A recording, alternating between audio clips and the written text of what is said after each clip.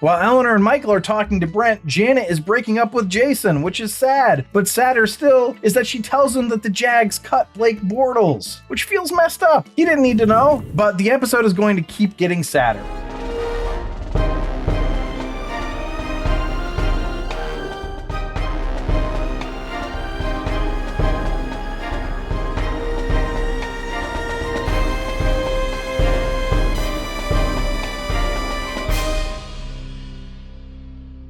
Welcome back to another episode of The Rank. I'm John, and today we're going to be ranking the next episode of The Good Place. Now, for those of you who are new to the show or just can't remember this for some reason, I'm going to give you the agenda. We start with the potent notables, which are just a couple interesting facts or tidbits that I found out about the episode or series. Then I go into the episode overview, which is me talking about everything that happened in the episode from beginning to end. And then I do the namesake of the show, The Rank, where I rank the episode in 5 categories on a scale of 1 to 5, 1 being the worst, 5 being the best, all to find out what is the best sitcom of all time. We take a sitcom, we rank every single episode of said sitcom. The average of the rankings of the episodes becomes the series ranking, and there you go, figuring out what the best sitcom of all time is. Now today we're ranking the second episode of the 4th season of The Good Place, titled A Girl from Arizona Part 2, written by Andrew Lang and Cassie Miller, and directed by Drew Goddard. So if you're enjoying these episodes, if you're just a fan of The Good Place and you like consuming content about it, please consider subscribing and or following, like the episode, comment. You could email me at info@therankpodcast.com with questions, suggestions, comments, whatever. I will respond to you.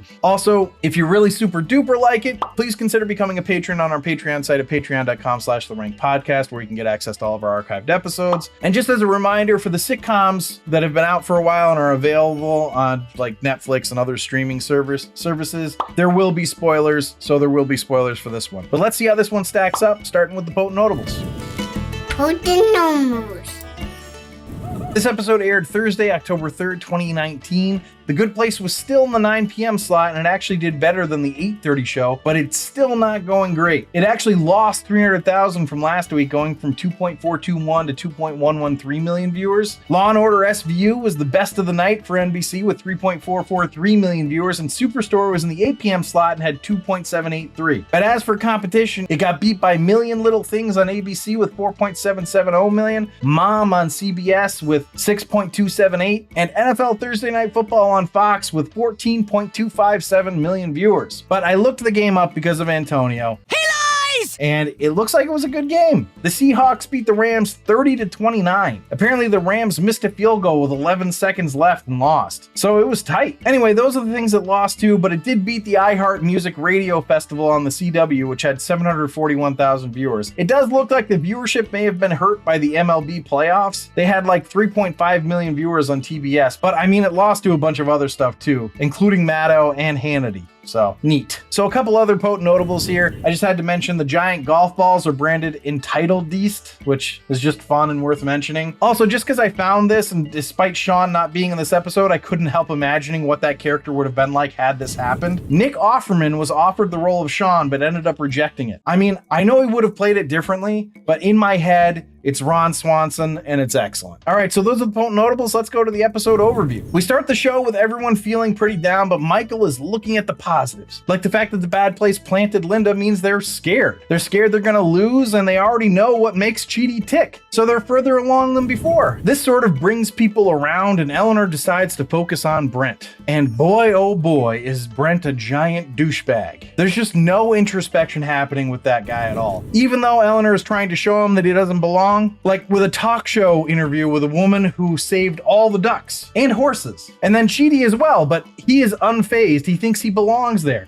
Actually, what we'll find out later is that he thinks he belongs somewhere better. This revelation is prompted when Eleanor tries what worked on her. Instead of shrimp flying around, it's Princeton and golf related stuff. He thinks that he doesn't belong there, which is what they're trying to get, but he thinks it's because he belongs somewhere better instead. Not the good place, the best place. I mean, in just 18 years, he grew his inherited family business from a $90 million company to a $94 million company. So that was a really fun dig at Trump, and I don't care what your politics are there, just saying that was definitely a dig, and it was funny. Also, Brent Brent earned his spot at Princeton, just like his father and his father before him. These were some really good satiric lines, in my opinion. Now, when these ideas don't work on Brent, Honey, Janet, and Jason are mutinying against Eleanor's leadership, which is kind of sad. I get that humanity's afterlife is at stake, but it does feel a little rushed. This will lead to the one aspect of this episode that I didn't really like, and that is the "you're the only one that can do it" stuff with Eleanor. I'm okay with it being a pep talk, but it felt like we're meant to believe that. I bristle at any of the "this is the only person that can do something" type stuff. Because, you know, there are billions of people. But whatever, I get it. It's just for the show. It didn't bother me that much. It's just sort of a reflex for me. Before Michael gave the "you're the only one" speech, Eleanor gave a speech about how overwhelmed she is that I really empathized with. I felt for her in that moment, and I really got where she was coming from. She's just a girl from Arizona. She's not supposed to save humanity. But Michael brings Eleanor back from the brink. She comes up with a new plan. We're going to tell Brent he's right. There is a best place, and he has to be good to get there. This is in the hopes that he starts just being good out of habit, because he just is doing it so often. While Eleanor and Michael are talking to Brent, Janet is breaking up with Jason, which is sad. But sadder still is that she tells him that the Jags cut Blake Bortles, which feels messed up. He didn't need to know. But the episode is going to keep getting sadder, as Eleanor decides to get Chidi to hook up with Simone and even tells him that they're soulmates. Man, that was tough. It does look like it's going to work though, as he seemingly starts to convince her that maybe, just maybe, this is not a simulation created by her mind. And that's basically how the episode ends. There's actually not a cliffhanger end to this one. Just the group commiserating with Eleanor for her sacrifices. But was her sacrifice enough to earn a good ranking? Let's find out.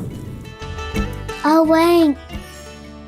So the rank is where I rank the episode based on 5 categories: story, acting, dialogue, episode coherence, and character relatability. I rank it on a scale of 1 to 5, 1 being the worst, 5 being the best. And then I have a laugh counter where I tally up the amount of times the episode made me laugh out loud. 1 point per laugh out loud gets added to the score. Now, before I dive into the rankings, I just want to say, if you're enjoying this episode, please leave a like. It really does help us out. You know, that big thumbs up. I hate pandering for this, but it really does help, so I guess I have to. All right, let's go to the first category, which is story. I gave story a 5. It's the story of figuring out how to accomplish their goal of saving humanity. Just the simple stuff, you know?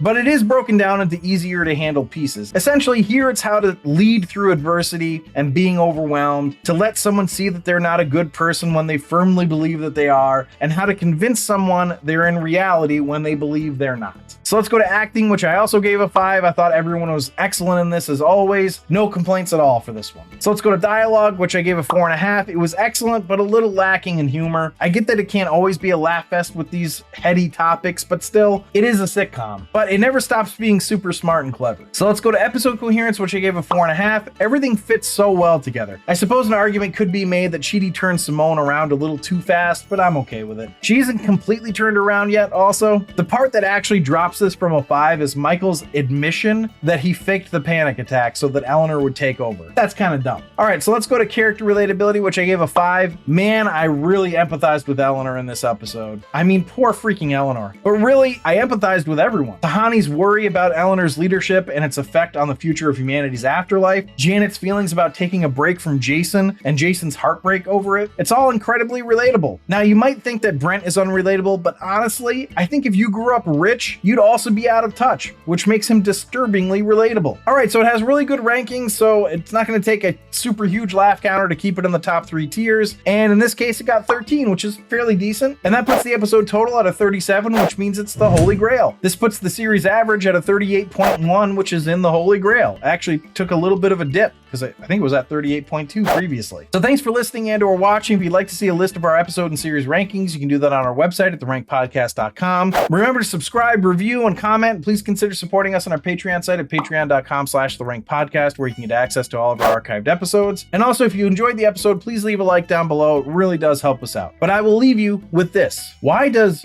Brent think he's a genius? Because he grew his inheritance slower than inflation. Okay, I'm waiting for the punchline.